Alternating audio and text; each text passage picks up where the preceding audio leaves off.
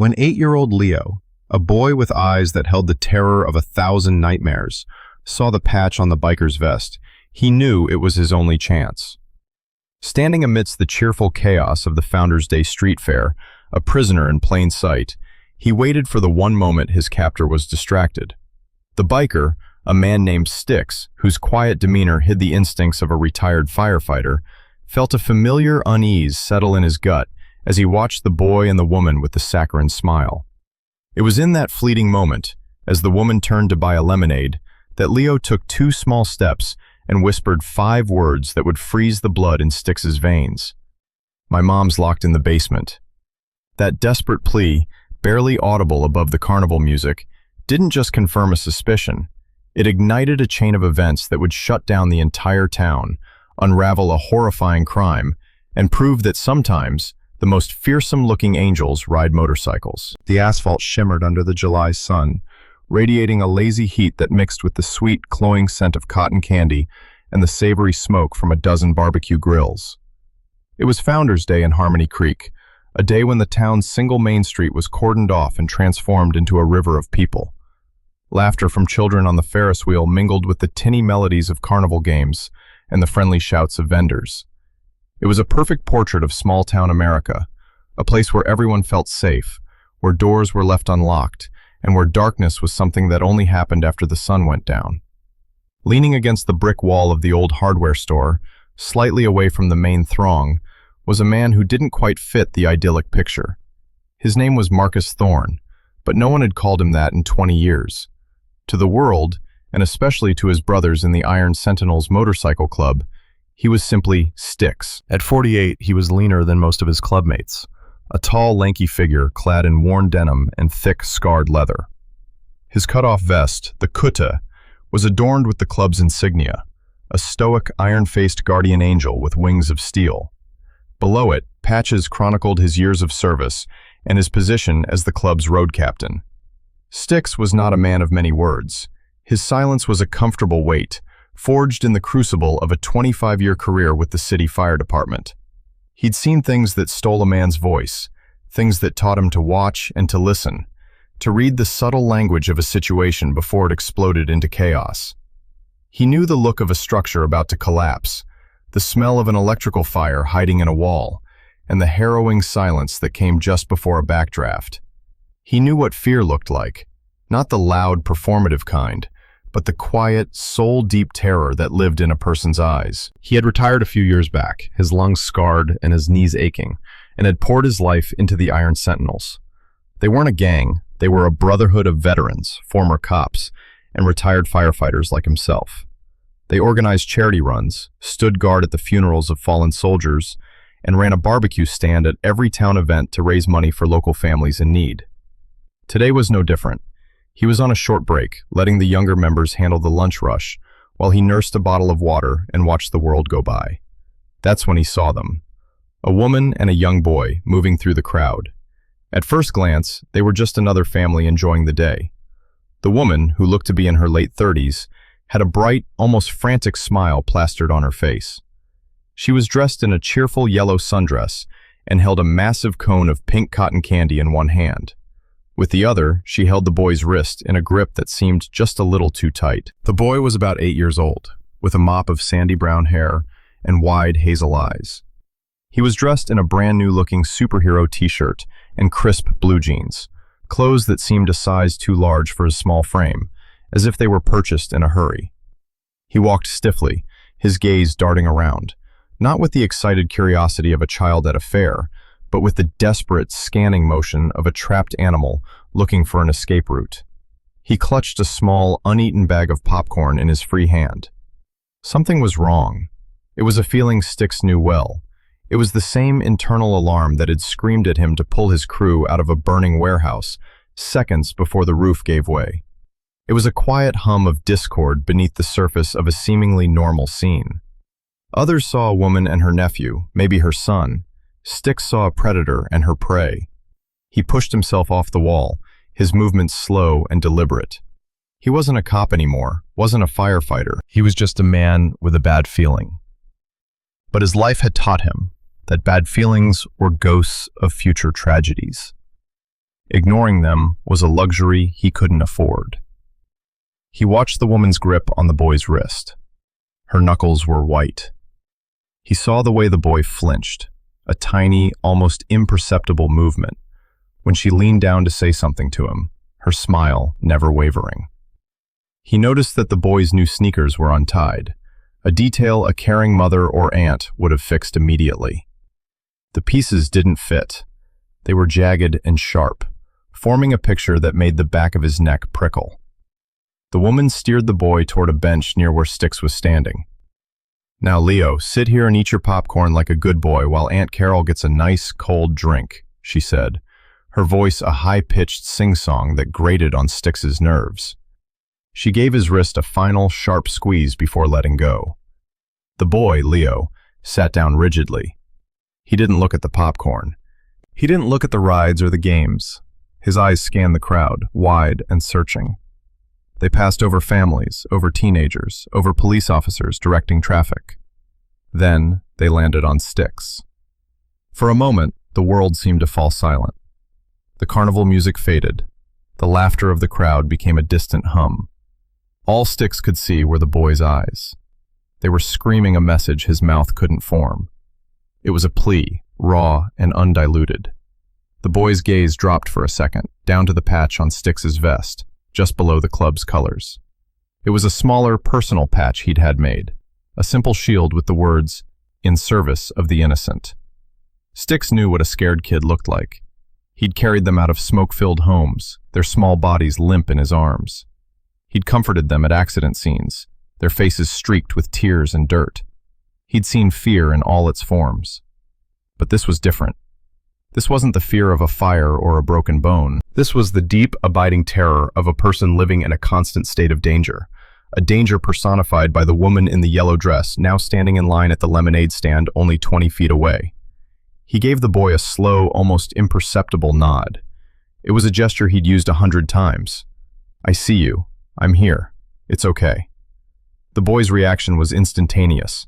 A flicker of hope, fragile as a candle flame in a hurricane, ignited in his eyes. He saw the woman, his supposed Aunt Carol, turn her back to place her order. This was his moment. This was his only moment. He slid off the bench. He took 2 small, hesitant steps toward the tall man in the leather vest. He didn't run. He didn't shout. He moved with a stealth that no 8-year-old should have had to learn. Styx didn't move. He kept his posture relaxed, his hands loosely at his sides. He made himself as non-threatening as possible, a calm island in the sea of chaos. The boy was beside him now, so close Styx could feel the trembling energy coming off his small body. Leo didn't look up. He stared straight ahead at the spinning tilt-a-whirl, his face a mask of practiced neutrality. Then came the whisper. It was a ghost of a sound, a breath of air given shape by 5 terrible words. "My mom's locked in the basement." The words hit Styx like a physical blow. The air rushed from his lungs. The warmth of the summer day vanished, replaced by an Arctic chill that seeped into his bones. His blood went cold. Every instinct, honed over decades of running into danger, flared to life. This wasn't a domestic dispute. This wasn't a cranky aunt and a misbehaving nephew. This was a horror story, and he was standing in the middle of chapter 1. The boy took a half step back, his mission complete, and was scrambling back onto the bench just as the woman turned around, 2 cups of lemonade in her hands. She hadn't seen a thing. But Styx had heard everything. For a split second, the world presented him with 2 paths. The first was easy. He could dismiss it. Kids have wild imaginations. Maybe it was a game. Maybe he misheard. He could turn around, walk back to the barbecue stand, and let the moment pass. The town was full of police officers. It was their job, not his. To interfere was to risk being wrong, to risk public embarrassment, to risk causing a scene for nothing. The second path was hard. It was fraught with uncertainty and danger. It required him to trust the word of a terrified child over the placid surface of a summer afternoon. It required him to act, to intervene, to make himself a target. It required him to believe his gut. There was no real choice, not for a man like Styx. He had spent his life running toward the fire.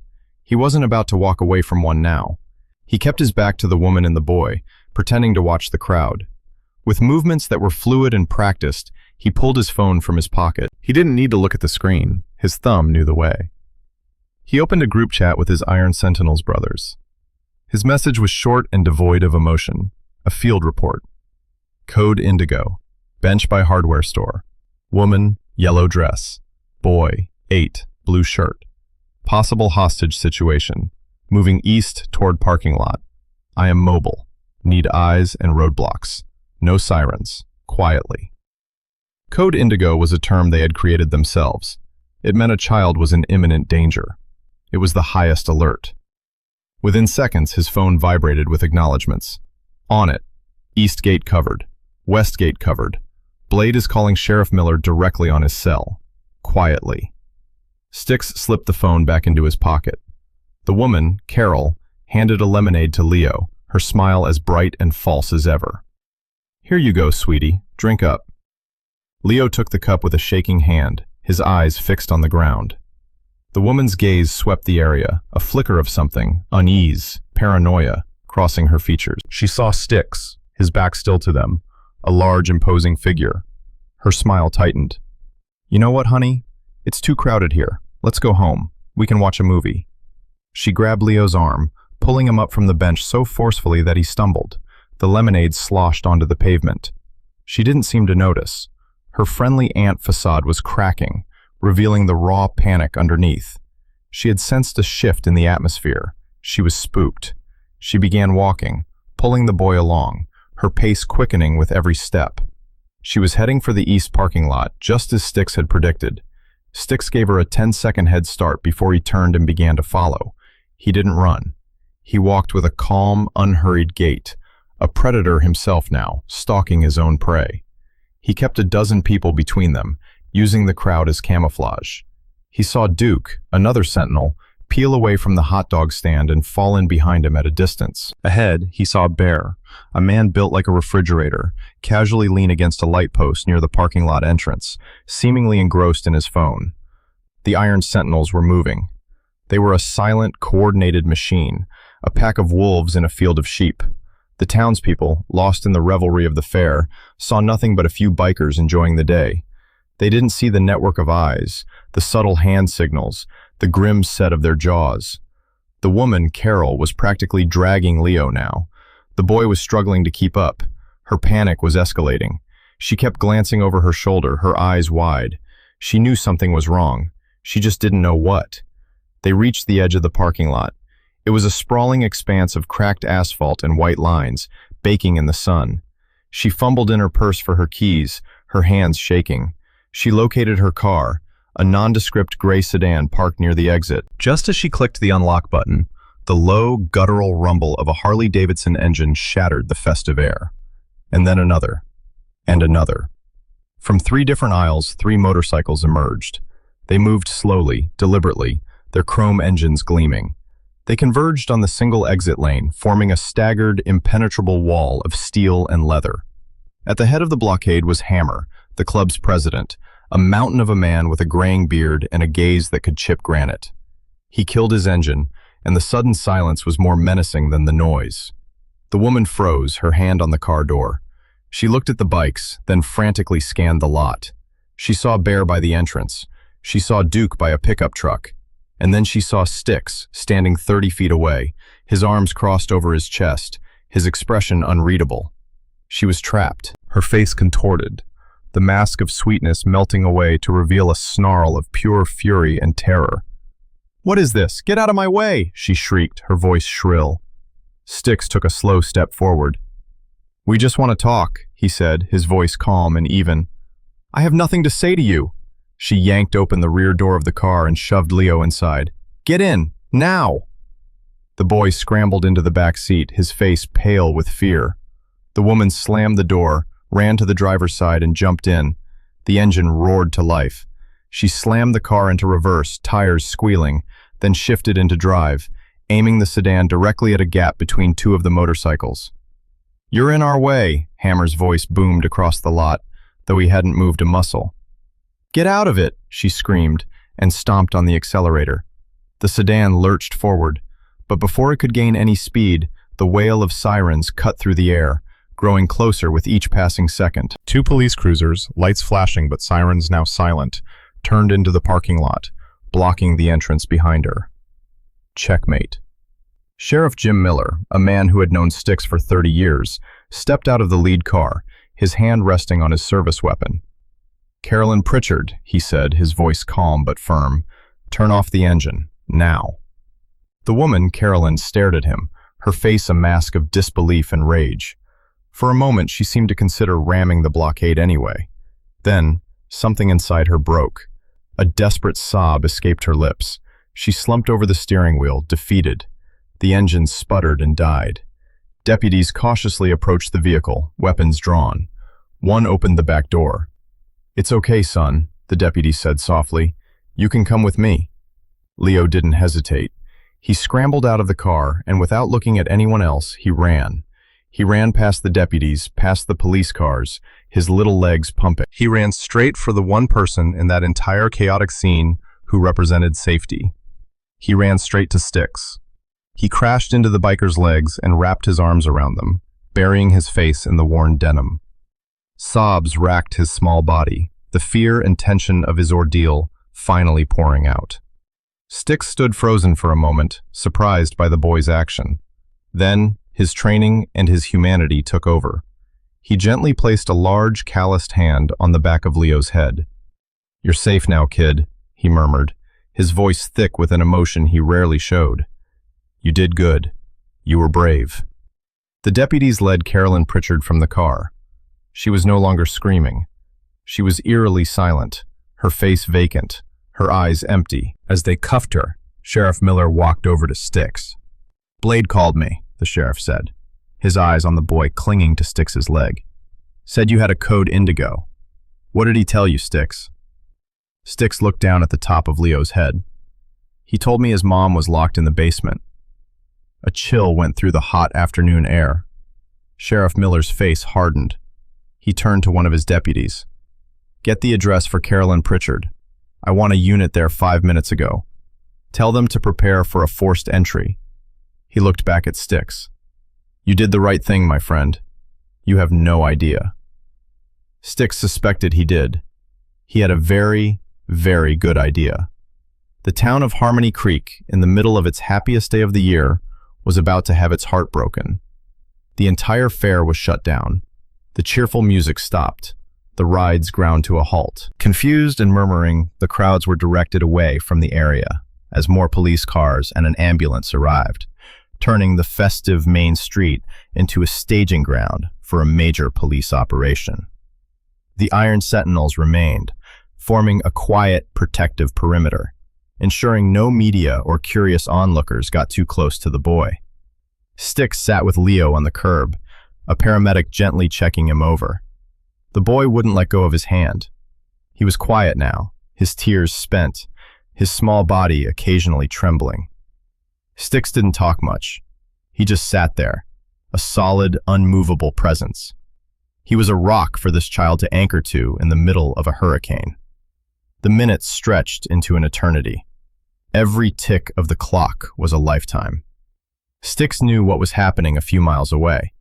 He could picture it in his mind. The breached door, the search of the house, the descent into the darkness of a basement. He prayed they weren't too late. Then the sheriff's radio, clipped to his belt nearby, crackled to life. "Sheriff, we have her. She's alive. Repeat, the mother is alive. Weak, dehydrated, but alive. We're bringing her out now." A collective breath was released by everyone who heard it. Styx closed his eyes for a moment, a silent wave of relief washing over him. He squeezed Leo's hand gently. "They found her, kid. They found your mom." Leo looked up at him, his hazel eyes filled with a hope so pure it was almost painful to see. "She's okay?" "She's okay," Styx confirmed, his voice raspy. The ambulance that had been waiting on standby finally sped off, its siren now wailing with purpose, heading toward the house to retrieve Leo's mother and take her to the hospital. Another ambulance would take Leo there to be reunited with her. Sheriff Miller came over and knelt in front of the boy. "Leo, my name is Jim. We're going to take you to see your mom now, is that okay?" Leo nodded, but his grip on Styx's hand tightened. He looked at the tall biker. It wasn't a question, but a plea. Styx understood. "I'll ride with you," he said, "all the way to the hospital." He looked at the sheriff, who simply nodded his approval. Some rules were meant to be bent. The reunion happened in the sterile, quiet hallway of the hospital's emergency wing. Leo's mother, Sarah, was on a gurney, an IV in her arm. She was pale and thin, with dark circles under her eyes. But when she saw her son, a strength Styx couldn't comprehend filled her. She pushed herself up. "Leo," she whispered, her voice cracked and dry. "Mom!" The boy let go of Styx's hand and flew to his mother's side, scrambling onto the gurney and into her arms. They clung to each other, two survivors of an unspeakable ordeal, their tears mingling. The entire hallway of hardened cops, paramedics, and bikers fell silent, bearing witness to a love that had refused to be extinguished. After a few moments, Sarah looked over her son's shoulder, her eyes finding Styx, who stood awkwardly by the door. She knew, without anyone having to tell her, who he was. Leo had told the deputies everything in the ambulance. He told them about the man with the angel vest. "Thank you," she mouthed, tears streaming down her face. "Thank you for seeing him." Styx just nodded, his throat too tight to speak. He had only done what anyone should have done. He had listened. He had believed. He slipped out of the room, leaving the family to begin the long, slow process of healing. The first, most important step had been taken. They were together. They were safe. 1 year later, the sun shone just as brightly on Harmony Creek. But something was different. The Founders Day Fair was bigger than ever, and at its center was a new booth, larger than all the others. A banner above it read, "The Basement Project, an Iron Sentinels Initiative." Styx stood by the grill, flipping burgers. The events of last year had changed him, had changed the whole club. The story of the biker who listened to a little boy's whisper had become local legend. Donations had poured in. With Sarah's blessing, they had used the funds to start a new national charity, a rapid response network dedicated to helping law enforcement in the critical first hours of a child abduction case. The Iron Sentinels were no longer just a local club. They were a national beacon of hope. A small hand tugged on his jeans. He looked down. "You're going to burn them, Styx," Leo said, a wide, happy grin on his 9-year-old face. He looked like a different boy entirely. The fear was gone from his eyes, replaced by the mischievous spark of childhood. He was healthy, happy, and thriving. Styx chuckled, a low rumble in his chest. "Guess I was distracted. Happy birthday, kid." He was a guest of honor at Leo's birthday party, which was being held right in the middle of the fair. Sarah stood nearby, talking with Sheriff Miller. She caught Styx's eye and smiled, a genuine, radiant smile that reached her eyes. The trauma was still there, a scar on their family's soul, but it was no longer an open wound. They were healing, day by day, surrounded by a community that had rallied around them. Styx and Leo maintained a bond that defied easy explanation. He was not a father figure or an uncle. He was something more elemental. He was the man who had listened. He was the guardian angel on the vest made real. They talked on the phone every few weeks, and Styx had a permanent spot at their dinner table whenever he wanted it. Years passed. The basement project grew, helping to bring dozens of missing children home. Styx got older, the gray in his beard overtaking the black. He remained the quiet, observant man he had always been. When Leo was 16, he called Styx from his first real job, bagging groceries at the local market. He didn't say much, just wanted to check in. Before he hung up, he said, "You know, I still have that vest patch you gave me, the In Service of the Innocent one. I keep it in my wallet." "I know you do, kid," Styx said, a lump forming in his throat. "I try to be like that," Leo continued, his voice earnest. "I try to watch, to see people, the way you saw me." In that moment, Styx understood the true ripple effect of that day. It wasn't about the charity or the newspaper articles or the town's gratitude. It was about the boy. The boy who had been taught the worst of humanity had chosen to carry forward the best of it. The cycle of violence and fear had been broken by a single act of attention, replaced by a cycle of vigilance and compassion. The world is a loud and distracting place. It's easy to look away, to mind your own business, to dismiss the quiet feeling that something is profoundly wrong. But the story of Styx and Leo became a permanent reminder in Harmony Creek, a testament to the power of paying attention. It taught them that heroes don't always wear capes or badges. Sometimes they wear leather and ride motorcycles. And sometimes the most important thing you can ever do is simply stop, listen to the whisper of a frightened child, and believe.